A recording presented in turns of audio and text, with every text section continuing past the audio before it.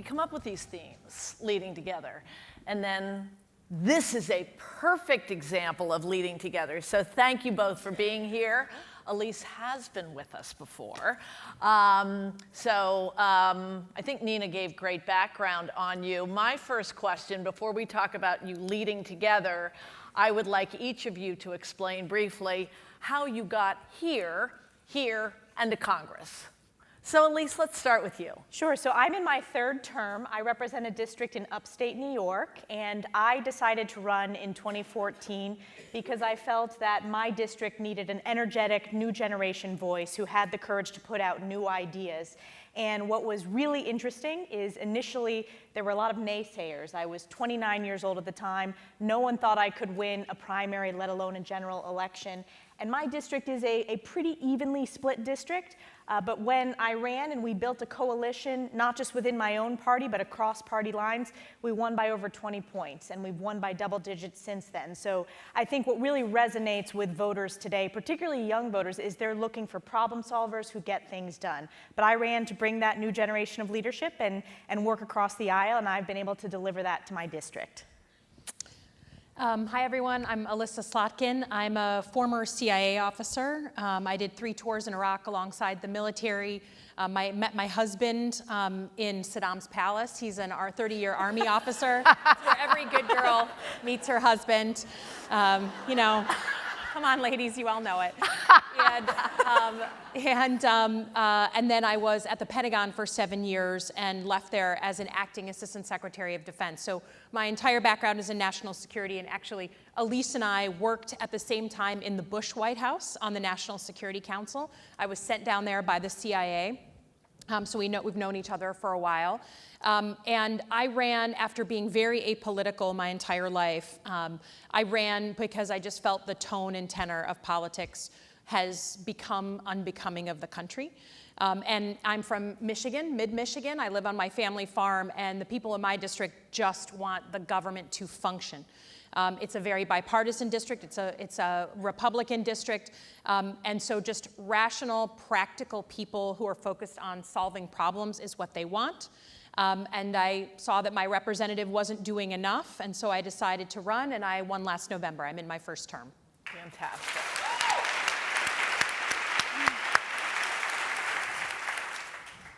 So how do you lead together? Well, I think you make a conscious decision to choose to reach across the aisle. Elissa and I, and sometimes we get confused, other members confuse us because we both have brown hair, we both are national security minded, and Elissa Slotkin, Elise Stefanik say that 3 times fast. And we vote similarly on a number of issues. We've worked on a number of bills together. One of them is closing loopholes when it comes to foreign dollars being spent on digital ads. That's one of my concerns when it comes to securing our elections. And I think you have the numbers. We've co-sponsored or worked on 85 pieces of legislation together. Yeah. So you really have to make that conscious effort. And one metric that I think is important that I look at is the Lugar series does an assessment at the end of every Congress rating how bipartisan you are as a member of Congress. And I've been very proud to be in the top 10% most bipartisan members. But you have to choose to do that. Yeah.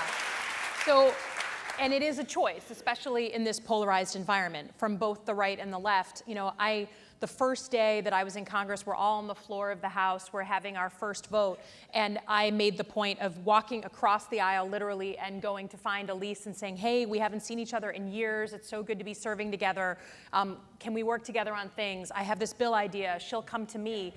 It is a conscious effort, and I would say the number of people in Congress who make that conscious effort is not probably big enough. It is not a coincidence that both Elise and I are in districts that are really, can kind of go either way, that they're really, either they lean one way or the other, but they have a history of kind of voting different ways. That means our seats are more competitive. That means it's our job to reach out to the broadest possible group of people. That's a good thing. That's a good thing. And if everyone in Congress had that kind of drive pushing them back home, I think we'd actually get a lot more done. So Nina, in the introduction, mentioned two bills that you have sponsored together. One was to provide more support for the northern border, which clearly is of interest to both of you, being from Michigan and upstate New York, and especially at a time when the southern border obviously is sucking up a lot of manpower and attention. The other bill is very important right now, and explain to this group what the Paid Ad Act is. Yeah. So this was what Elise was alluding to. It's this very basic idea that foreigners should not be able to buy digital ads for or against a candidate in an American election. That's what it is. Pretty basic. That's what it is. And I think no matter what party you're from, I think most of us agree that foreigners should not have a hand in trying to influence our political process. And so we've been working on this. It's actually coming to the floor as part of a package tomorrow. Something called the SHIELD Act is the big name for it. And it's something that we very deliberately did bipartisan because it shouldn't be a partisan issue. And certainly I'm from Michigan. So we saw these ads in our last election. We were targeted, and they are divisive and meant to split us apart. And I always say to people, like, if we're going to put those divisive ads out, it should be red-blooded Americans that do it, gosh darn it. And not foreigners, right? Not foreigners. So that's the point.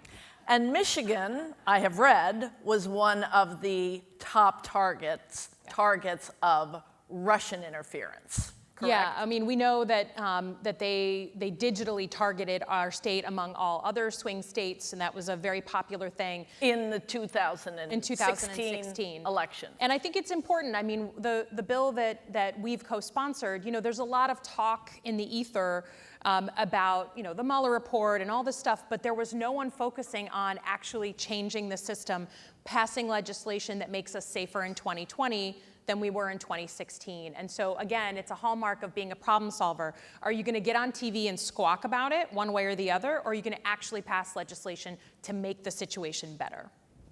Who has a question? Oh, wow. Over here.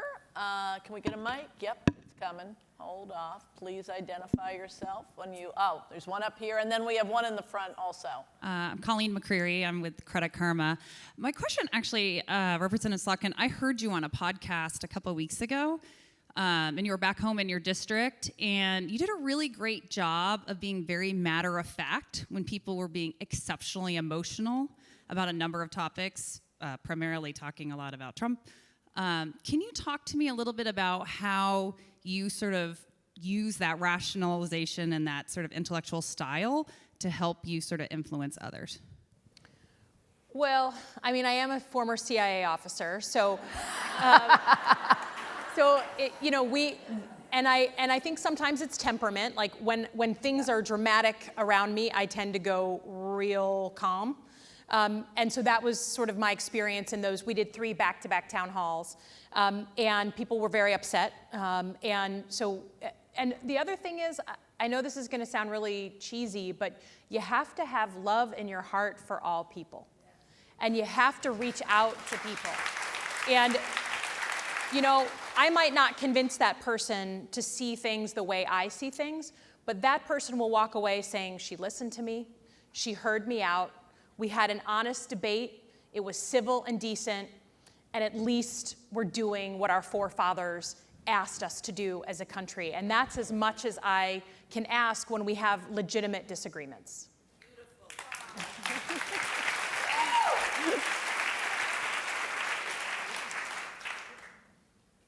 Question up here? Hi. So we were having a discussion at dinner last night about how, for a lot of us when we grew up, it was kind of like the Senate were the grown-ups. Like they were a little more bipartisan, and the House was a little more rogue. And it feels like right now that's sort of the reverse. I mean, I was reading the other day, to your point about bipartisanship, about all these bills that are the stuff that 80% of Americans agree on, that the House has passed, and apparently the Senate won't look at. Like, what's going on for those of us who are not as tuned in? And is there any hope for this improving? Well, I will tell a funny story about getting our makeup touch-ups on the way in. I got here early, and I was seated in the makeup chair, and they said, Senator McSally's coming, you might have to get out of the makeup chair. And I said, it's okay, I know she's a senator, but she was also my classmate elected to the House. So I say that because the Senate, they do have this sense of, they try to slow down the process, but as a House member, what frustrates me is that we often pass very bipartisan, sometimes unanimous bills, and they go nowhere in the Senate. And the Senate stays very focused on their procedures. And I understand when I listen to senators that they want to be thoughtful, and you hear the story about the saucer and the teacup, about how the saucer is the Senate and the teacup, this is what George Washington used to say, the teacup is the House, and when the coffee spills over, the Senate picks it up. I don't buy that as a House member. I think the Senate needs to move bipartisan bills, particularly when they pass on suspension and are unanimous. But I joke with my former colleagues, like Martha, who is wonderful, how quickly they forget what it's like to be in the House, where you're constantly working, the pace is so fast. So I do think the Senate needs to act on a number of bills that have passed significantly. And I think the longer you're in Congress, the more frustrated you get as a House member with the Senate's procedural mechanisms. You have thoughts as a first-termer? No, I agree.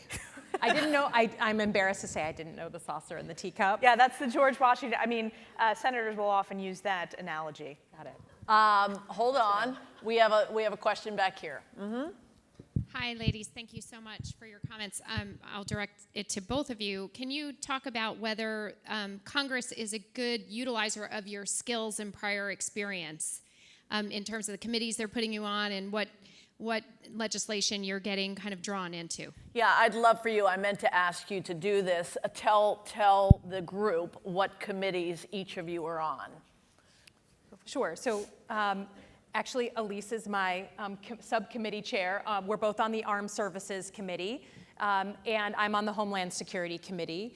And so given my background, I felt like I was put on committees that made sense. I think I do think that there is an increasing number of people with a national security background on both sides of the aisle, and that is a good thing. As someone who is at the Pentagon, it's important that the check and balance on the Pentagon be people who really understand this stuff.